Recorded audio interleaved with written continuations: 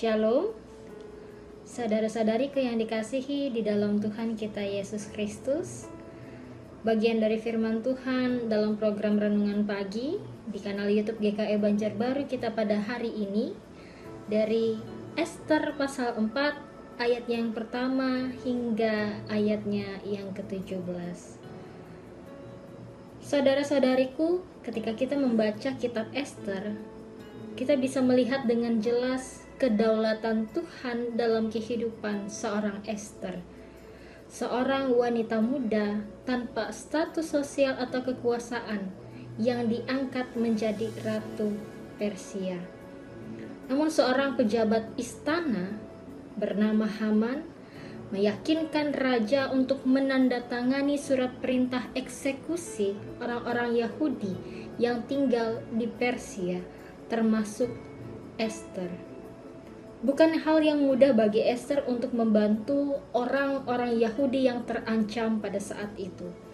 Sebab ketika ingin menghadap seorang raja tanpa diundang, berarti mempertaruhkan, mengorbankan nyawanya sendiri. Kecuali jika raja mengulurkan tongkat kerajaannya, memberikan rahmat dan persetujuan atas kedatangan orang tersebut yang tidak diundang. Tapi seperti yang disampaikan oleh Mordekai di ayatnya yang ke-14, yang dikatakannya kepada Ester, siapa tahu, mungkin justru saat seperti ini engkau beroleh kedudukan sebagai ratu. Jika kita melihat kisah Ester sampai akhir, kita tahu Ester diberi kesempatan untuk menyelamatkan bangsanya dari kehancuran. Tuhan menempatkan dia di tempat dan di waktu yang tepat. Maka bukan suatu kebetulan jika kita masing-masing berada di posisi kita pada saat ini. Tempat di mana kita berada dan situasi apapun yang kita alami bukanlah suatu kebetulan. Kita dipanggil untuk hidup oleh iman. Dan iman dibutuhkan untuk melihat tangan Tuhan dalam setiap peristiwa, keadaan, dan pelajaran hidup yang kita alami.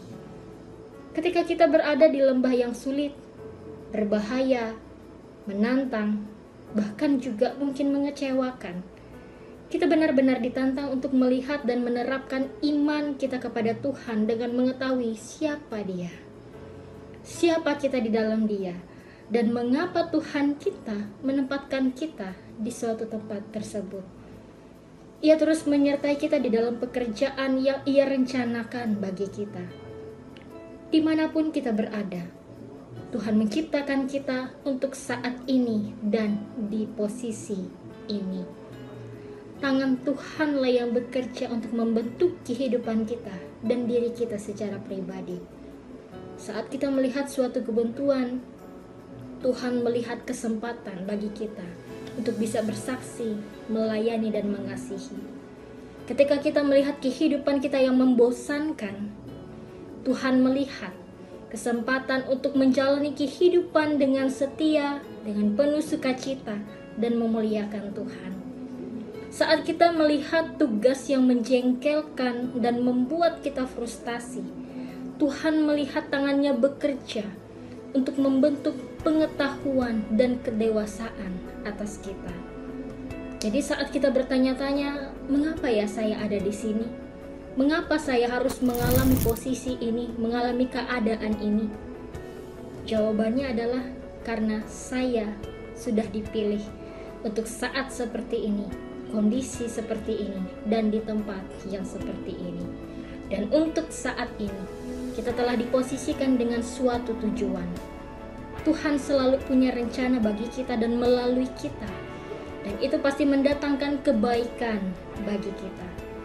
Bila kita hidup mengikuti pimpinan Allah, maka apapun keberadaan kita dan dimanapun posisi kita, Allah menempatkan kita dengan suatu maksud tertentu. Kiranya Tuhan boleh memberkati dan menyertai kita melalui firman-Nya. Amin. Mari kita bersatu hati di dalam doa. Kita berdoa. Ya Allah Bapa, kehidupan kami ini hanya berdasar kepada kasih dan iman pengharapan hanya akan Engkau. Biarlah ya Tuhan kehidupan kami ini senantiasa mengikuti pimpinan, arahan, tuntunan daripadamu ya Bapa.